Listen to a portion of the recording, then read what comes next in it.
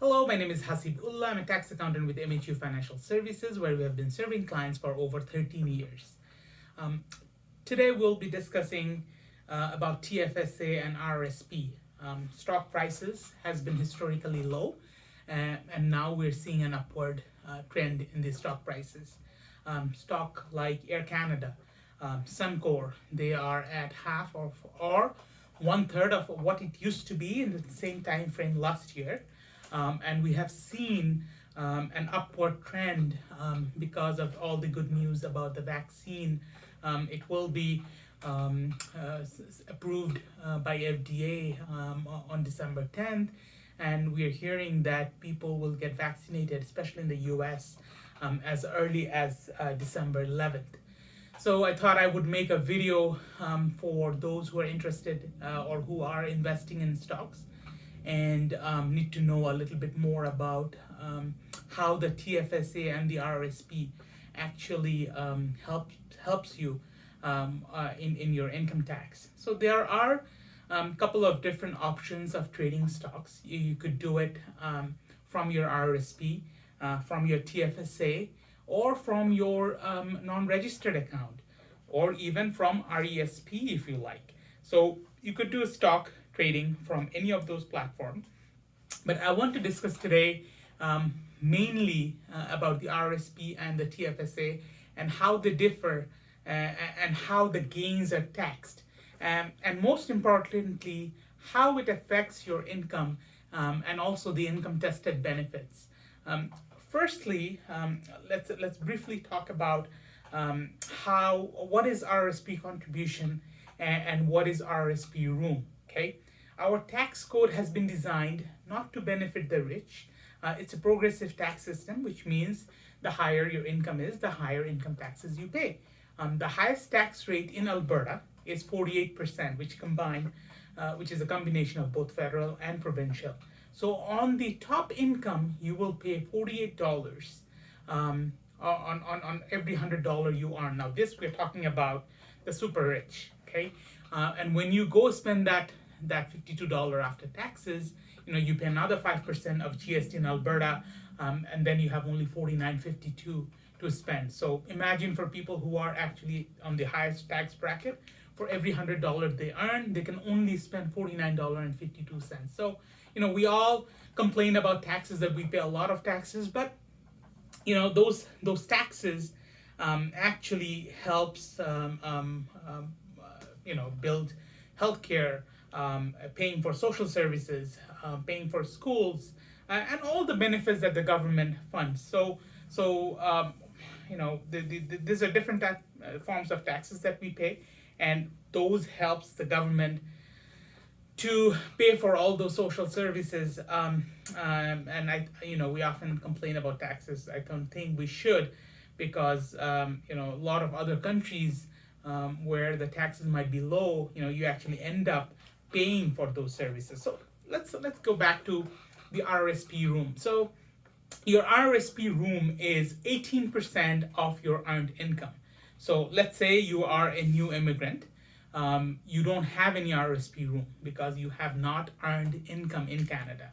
So first year you're here, whatever income you have, now it's going to be earned income. So if your employment income is, let's say, $50,000, your RRSP room would be 18% of your earned income. This is how much you can contribute into your RRSP for next year. And then next year, your RRSP room would be the unused RRSP from previous year plus 18% of your income that year minus any RRSP deduction you have done, and then that's your new room. To make things easier, your notice of assessment on the third page should show what your RRSP room is, how much you can contribute for next year. So that is an easier way to go. You do pay penalty when you go in excess of your RRSP room. So the money you contribute into RRSP, you get a deduction in your taxes. What does that mean? It means that if you put $5,000 into RRSP, you get a deduction of $5,000. You pay tax on that $5,000 less. If your income, for example, is $60,000, You're putting $10,000 into RRSP, your taxable income becomes $50,000. You pay tax only on that $50,000, not $60,000 that you have earned. So your employer have already deducted tax on that $10,000. You would get it back from the government. So what happens? The money you put into RRSP, you're not paying any income tax when you are contributing into RRSP, so you're getting a deduction. When you start withdrawing it at retirement, that's when you should be looking at paying income tax on it. Okay. To give you an example, let's say I am on a 30.5% tax bracket. I'm putting $10,000 into RRSP. I will get $3,050 back from the government because it's working as a deduction on my income tax. So an average family with 2 children earning $60,000 as family income, and assuming that one of the parent is staying at home to take care of the kids or maybe going to school, they will be saving $3,050 in income tax for putting away $10,000 into RRSP. Now, I'm a tax specialist. I have been doing this long enough to know ins and outs of taxes. So I see things a little differently. I'm not interested only on the refund portion. I would like to see how it affects the other benefits that I'm entitled to. You know, there are a lot of income tested benefit, child tax benefit, GST credit, provincial credits. Those are all income tested. So if my income goes down, I would be looking at a little bit higher in benefits. So assuming the same scenario where a family of 4, one of the parents staying at home, earning an average income of $60,000 in a year, if they put $10,000 into RRSP, they would be looking at a refund of $3,050 from income tax. They would be looking at a GST credit because now their income has been reduced. At $60,000, they were not eligible for getting a GST credit. Now it has gone down by $10,000. The taxable income is at $50,000 now, so they are looking at a GST credit of $335.63 for the year, and their child tax benefit has increased by $2,000. So that's giving you a combined benefit of $5,384.63 for putting $10,000 away in your RRSP. Now that is a tax planning.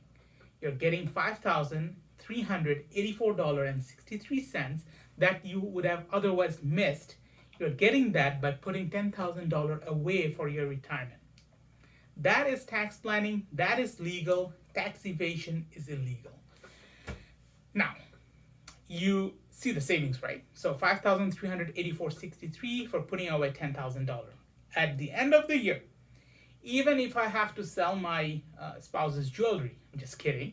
What you can do is at the end of the year, you can go to the bank and you can ask for a loan for putting money away in your RRSP. Doesn't matter what your credit is. It could be high, it could be low, no credit at all. Bank would lend you that money. So you can go and take a loan out of $10,000, put it in your RRSP, use that as a tax deduction, get some refund from the government, and start paying off your loan that you would take out. Okay? So that's the RRSP portion. What is TFSA? TFSA is a tax-free savings account. Any interest, any growth that happens in TFSA, you don't pay any taxes at all.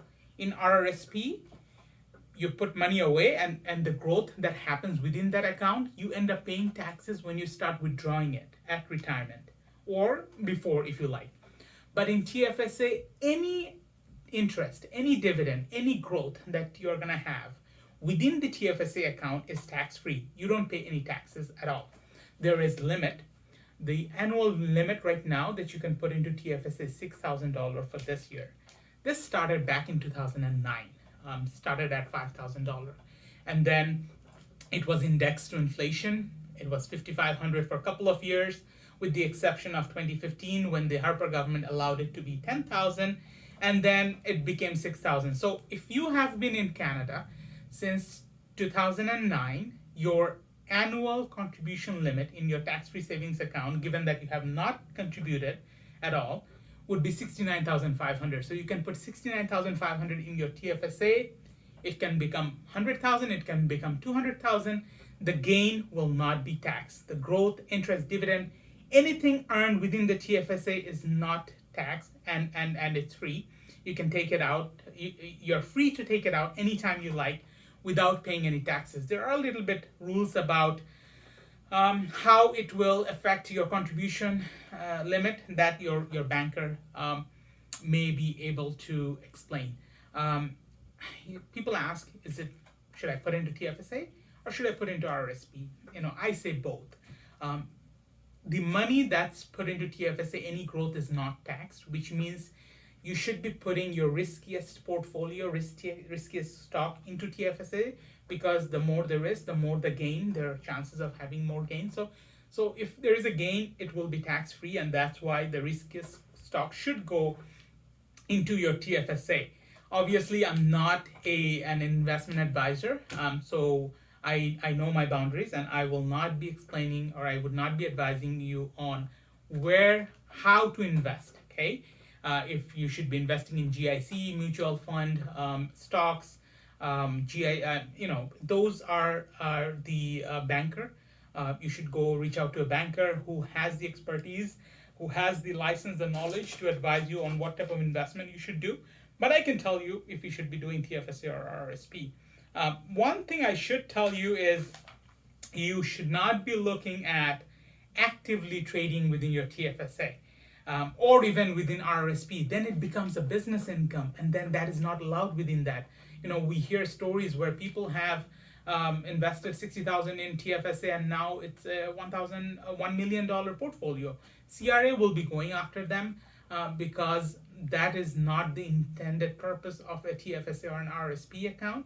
You cannot do active trading within those accounts. You can buy, hold it for a couple of months, and then sell it. That would fall into how the program was designed, so you'd be okay with that. But if you are buying and selling every single day within your TFSA or your RRSP account, CRA will come back to you and say and deny and tax you on those contributions. So TFSA, RRSP, whatever it is, try to save.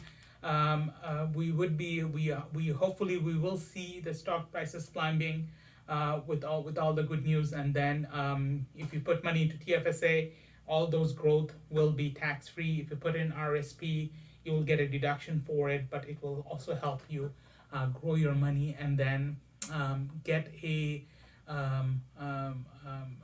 you will see the growth, and then when you start withdrawing it, that's when you will see you will be paying taxes, and hopefully you withdraw the RRSP when your income is at a lower bracket or when you retire. If you have any other questions, please reach out to me with comments below, and then I will get back to you. If you have any question or you're concerned, please do send me a text, 403-383-2038, or comment below. Please do like and share, and I will come back with something new next week. Thank you.